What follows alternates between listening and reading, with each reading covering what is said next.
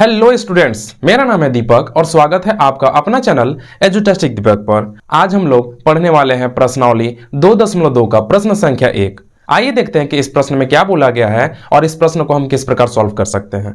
तो प्रश्न में है कि निम्न द्विघात बहुपदों के शून्यक ज्ञात कीजिए और शून्यकों तथा गुणांकों के बीच संबंध की सत्यता की जांच कीजिए। आइए देखते हैं कि हम कैसे शून्यक ज्ञात कर सकते हैं, ठीक है, और उन शून्यकों के तथा गुणांकों के बीच कैसे सत्यता की जांच कर सकते हैं। स्क्वायर में अगर 8 से हम इंटू कर रहे हैं तो क्या हो जाएगा 8x स्क्वायर। अब इसका गुणनखंड करके ऐसा तोड़ना है कि ये संख्या को तोड़ने के बाद, दो अंक में संख्या को तोड़ने के बाद उन दोनों को जोड़ने या घटाने पर कितना आना चाहिए -2x। तो इस चीज को समझने के लिए आप अभी के लिए मान के चलो कि x स्क्वायर आपके पास नहीं, आप सिर्फ इतना सोचो कि आपके पास 8 है। तो 8 का हमें क्या करना होगा गुणनखंड। आइए देखते हैं, अगर 2 से करें तो 2 से 2 चौके 8, फिर 2 से करें 2 दूने 4, मतलब हम 8 को लिख सकते हैं 2 गुना 2 गुना 2। इसको अगर हम अच्छे से लिखें तो हम किसी भी 2 को एक साथ इंटू कर सकते हैं। देख लीजिए, जैसे 2 दूना 4 हो गया गुना 2। तो चाहे इसको ऐसे लिखे चाहे ऐसे लिखे, कोई दिक्कत नहीं है। बस यहाँ पे 3 ठो था और यहाँ पे हमने इसे 2 ठो बना दिया क्योंकि हमें 2 में ही इसको तोड़ने की आवश्यकता है, इसलिए। अब देखिए, अगर हम 4 और 2 इन दोनों को जोड़ते हैं तो क्या आएगा 6 आएगा। देख लीजिए, 4 + 2 6 आएगा। क्या हमारा द्वितीय पद 6 है? नहीं, -2 है। और अगर 4 में से 2 को घटा भी रहे हैं तो 2 तो आ रहा है बट प्लस में, और हमें द्वितीय पद क्या दिख रहा है माइनस में। अब इस चीज को लाने के लिए हम एक काम कर सकते हैं कि 4 के आगे रखिए माइनस और 2 के आगे प्लस, और 4 - 2 सॉरी -4 + 2 बराबर कितना होता है -2। ये चीज इस चीज को प्रूफ कर रही है, इसलिए हमें इस चीज को लेना है, ठीक है। तो इसको अगर हमें यहां पे लिखना होगा तो कैसे लिखेंगे, जैसे हमने अभी आपको समझाया था कि अभी के लिए x स्क्वायर को थोड़ा साइड करना है, ठीक है। x स्क्वायर को अगर देखें तो हम इस प्रकार लिख सकते हैं x स्क्वायर को x गुने x। अब यहां पे आपको कुछ भी नहीं करना है, 1 ठो x इसको देना और 1 ठो x इसको देना है। और अब देखिए 4 ठो x में से 2 ठो x अगर घट गया तो मेरे पास बच जाएगा 2x बट माइनस में। आई होप कि आपको समझ में आ गया होगा यहां तक। तो आइए देखते हैं कि हम कैसे लिख सकते हैं इसको। तो लिखेंगे x square plus 2x minus 4x minus 8 is equal to 0। यहां पे 3 पद था और यहां पे 4 पद हो गया, और ये 4 पद होने से हमारा क्या फायदा हुआ, अब हम यहां पे संख्याओं का गुणनखंड आसानी से निकाल पाएंगे, ठीक है। यहां पे x स्क्वायर और 2x में अगर देखें तो x गुणनखंड है। यहां से अगर x निकल गया बाहर तो बच जाएगा x, यहां भी 2x था, यहां से x निकल गया बाहर, बच गया कितना 2। यहां भी माइनस, यहां भी माइनस, तो हम ले लेंगे कॉमन क्या माइनस। 4 के बारे में 4 भी आएगा, 8 भी आएगा, यानी कि 4 भी मेरा कॉमन होने वाला है। फाइनली इसको हम लिख सकते हैं, यहां से अगर 4x 4 निकल गया तो बच जाएगा कितना x। यहां पे माइनस था लेकिन माइनस को हमने लिया कॉमन, तो यहां पे क्या हो जाएगा प्लस, और 4 के पहाड़े में 8 2 बार में आता है, बराबर कितना 0। फिर से हमें एक चीज देखने को मिल रहा है, वो क्या है, तो x + 2 और x + 2 दोनों में ही कॉमन है, तो फिर से हम इस कॉमन को निकालेंगे, मतलब x + 2 यहां से अगर निकल गया तो बच जाएगा यहां पे x, और यहां से भी अगर x + 2 को हम निकाल दे बाहर तो यहां पे बच जाएगा -4 और बराबर में कितना 0।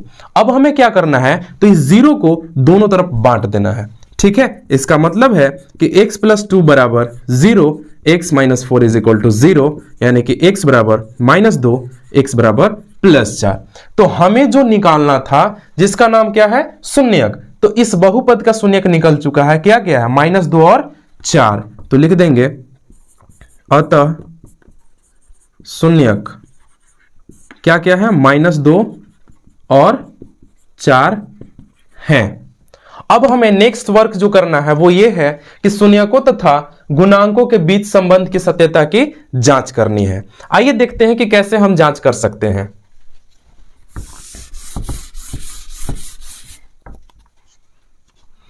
जांच।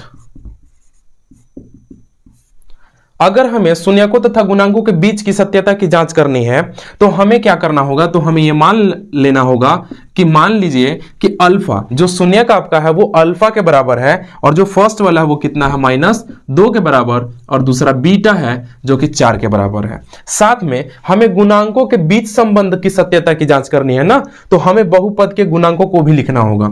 अगर बहुपद को हम लिखें तो बहुपद है x² - 2x - 8। ठीक है, अगर हम इनके गुणांकों की बात करें तो यहां पे मान लेते हैं कि ये a है, ये b है और ये c है, तो a का मान यहां पे 1, b का मान -2 एंड c का मान -8। ठीक है, अब सबसे पहला वर्क जो हमें करना है वो ये कि शून्यकों का योगफल लिखना है। क्या लिखना है? शून्यकों का योगफल। शून्यकों का योगफल अर्थात योगफल जिसे हमने सर माना है दोनों शून्यक अल्फा और बीटा, तो इन्हें हमें क्या करना है, तो प्लस करना है। Alpha plus beta is equal to क्या होता है, -b/a। अल्फा और बीटा को अगर जोड़ें यानी कि -2 + 4, b का मान कितना है, -2, तो -2 अपॉन a का मान कितना है, 1। यहां पे अगर देखें तो 4 में से 2 गया कितना, तो यहां पे होने वाला है 2 -2 अपॉन 1। ठीक है, नेक्स्ट काम हमें जो करना है वो ये करना है शून्यकों का गुणनफल। शून्यकों का गुणनफल अगर ये निकालें इसका मतलब है कि अल्फा इंटू बीटा की बात हो रही है, और ये जो होता है ये c/a के बराबर होता है। यानी कि अल्फा इंटू बीटा कहने का मतलब है कि -2 × 4, -2 × 4, c का मान कितना है, -8 अपॉन a का मान 1। ठीक है, तो 4 दूने -8, यहां भी -8। अब अगर हम यहां पे मिलाने की कोशिश करें तो जरा देखिए इनके शून्यकों तथा गुणकों के बीच कैसे दिखाई दे रहा है कि संबंध है। यहां पे अगर c का मान हम देखें तो c का मान कितना आया, -8 -8, प्रूव हो चुका। यहां पे अगर b का मान देखें तो देखिए 2 2, a का मान देखें 1 1, देखिए a का मान 1, b का मान -2, c का मान -8।